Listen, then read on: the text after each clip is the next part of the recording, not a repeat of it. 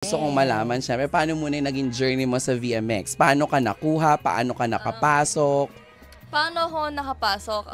Yung manager ko dati sa car shows, tsaka si Nanay Lito, magkaibigan silang dalawa. Then si Nanay Lito kasi as stepping stone lang. Ay, pares din sila. Stepping stone, nakikinig sa labas. Pares kay Angelica.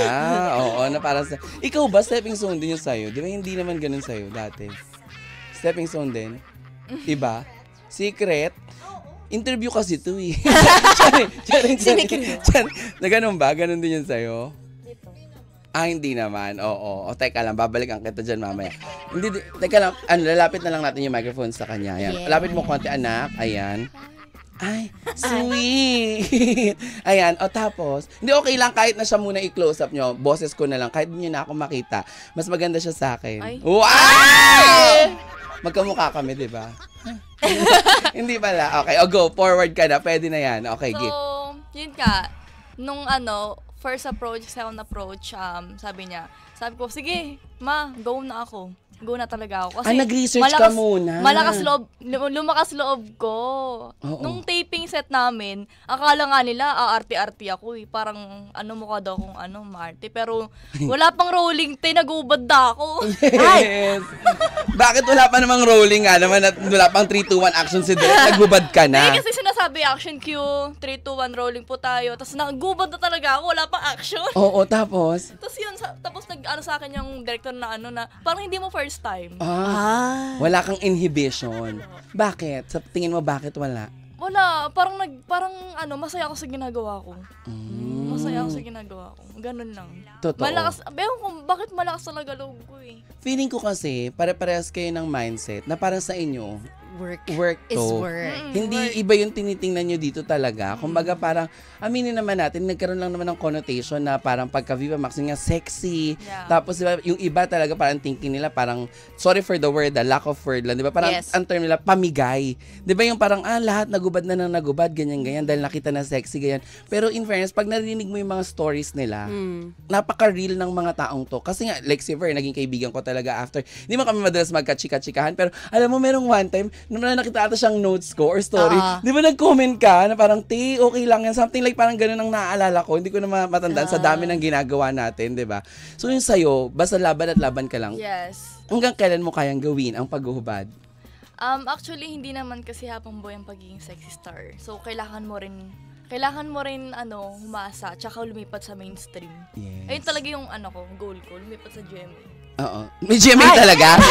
Walang ABS? Para na marinig. Walang ABS, Kasi walang baka TV5, ganon. GMA talaga. To be specific, Kahit no? saan naman, basta TV, kahit saan naman. Kahit saan. Open naman. Oo, kasi nakikinig din ng mga taga-TV5 at taga-ABS. Mali mo sila, interesado sana kami dito. Kaya lang GMA ang gusto niya. Oo. Hindi, first choice ko kasi GMA kasi yun talaga yung madalas kong napapanood. Kapuso ka talaga. Oo, pero nung sabi nila maganda daw ang mga yung mga cinematography ng ABS, mga shots. Yes. Diba? Cinematography! Diba? Sabi ko sa inyo, alam mo dapat dito, magkaroon tayo ng segment, yung hindi sa radyo na live, yung podcast. Diba? Kasi nga dito may mga hino-hold back tayo eh. Oo nga. Pag inimbitahan ko kayo gagawa ko ng podcast, sasabihin ko sa boss namin, ngayon nandyan yung boss namin. Sasabihin ko sa boss namin, gagawa tayo ng podcast, dapat doon, no holds bar. Okay kayo doon. Sasagot kayo, sino ang ganito, ganyan. Oo, Yes. Sige. Malakas nga ang Palaban. Yes, oo. Ano ang kaya mong ipakita sa ngalan ng career? Arte, sa pag-arte. Kinabahan ako. May naalala ko, may naging guest kami dati, di ba? May sinabi niya talaga yung P. On air. Naku, buti hindi tayo nag-shutdown. Correct. Hindi kasi siya nabigla naman lang siya. Sa pag-arte talaga, yung ibubuga mo, ganyan. Meron ka ng leading man. Sino na yung mga naging leading man mo na matatandaan mo? Isa pa lang ang leading role ko eh. Oh. Sa Barurot. Ay, barurot. Anong ibig sabihin ng barurot? Kunwari, sa 3 babae, binarurot kaming lahat. Ay! Hindi lang kasi siya yung barurot kasi hindi lang sa pagalingan sa karera. Pagalingan din sa mga babae. Parang harurot. Ganon. Mali. yung, hindi kasi yung barurot, sinasabi talaga yon Keme barurot, di ba yung mga ganun-ganun. Pero iba yung meaning pala dun sa pelikula. It's a competition. Hindi, parang babaeng humaharurot, pinagsama barurot, gano'n. Naitawid ko naman, salamat Lord. Di ba totoo yun? Sino yung leadingan mo doon? Si JC Tan. JC Tan, kamusta naman siya? Paano kanya hinandle? Bakit parang may hinga-hinga na? Bakit may ganun? May ganun-ganon? Joke lang. Dali na, bakit? Bakit nga? Okay naman siya, mabait naman. Ayan, yan ang mga sagutang showbiz. So, okay naman siya. Bakit nga? Mabait naman siya actually. O, paano ka hinandle? Hinandle, what kind of handle? Parang Sa mga sinyo, di ba? Yan. Wait lang, ganito kasi. Before kami sorry. Before kayo umiksena. Oo. Nagtanong muna siya. Sandali lang, kung parang ang saya-saya Okay. po ni DJ Sigel.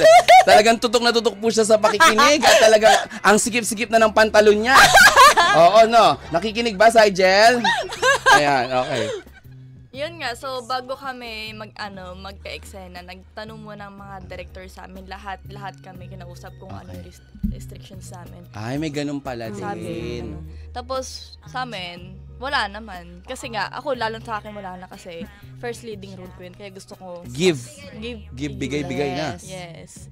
Si JC naman, okay na. Wala namang amoy. Okay. Oo. Pero magaling humalik. Good kisser. Oo. Di ba, pero ito, tanong sa lahat di ba syempre tao lang naman tayong lahat. Syempre pag ginagawa niyo yung mga eksena na ganun, hindi ba parang pagkatapos parang, ay bitin yung mga ganun.